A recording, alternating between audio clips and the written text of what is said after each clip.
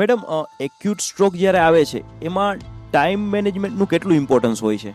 દરેક મિનિટે 1.9 millions neurons loss થાય છે સ્ટ્રોક આવ્યા પછી. એને બ્લડ ના પહોંચવાથી, ઓક્સિજન ના પહોંચવાથી, ગ્લુકોઝ ના પહોંચવાથી 1 મિનિટની અંદર 1.9 મિલિયન ન્યુરોન્સ ડેડ થાય છે. એટલે તમે આશરે ગણી શકો કે આટલા ન્યુરોન ડેડ થાય ને તો એજિંગ પ્રોસેસ જે ગણીએ એ આપણી 3 વીકની આસપાસ, 3.1 વીકની આસપાસની વધારે આપણે વૃદ્ધ થઈએ છીએ. એટલે ટાઈમ સાચવવો બહુ ઇમ્પોર્ટન્ટ થઈ જાય છે.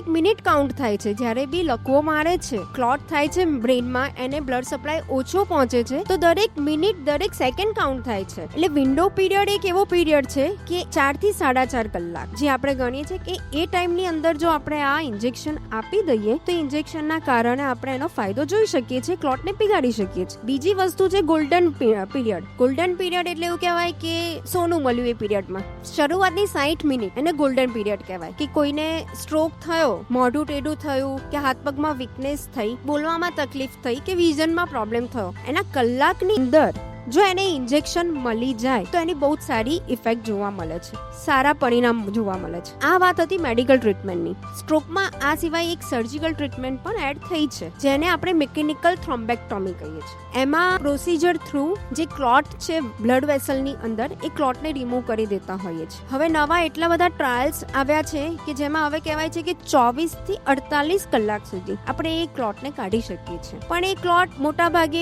મેજર વેસલ્સમાં હોય, મોટી વાહિનીઓમાં હોય તો કાઢવો ઈઝી પડે. એવા કેસમાં આપણે સર્જિકલ ઇન્ટરવેન્શનથી ક્લોટ કાઢીએ છીએ.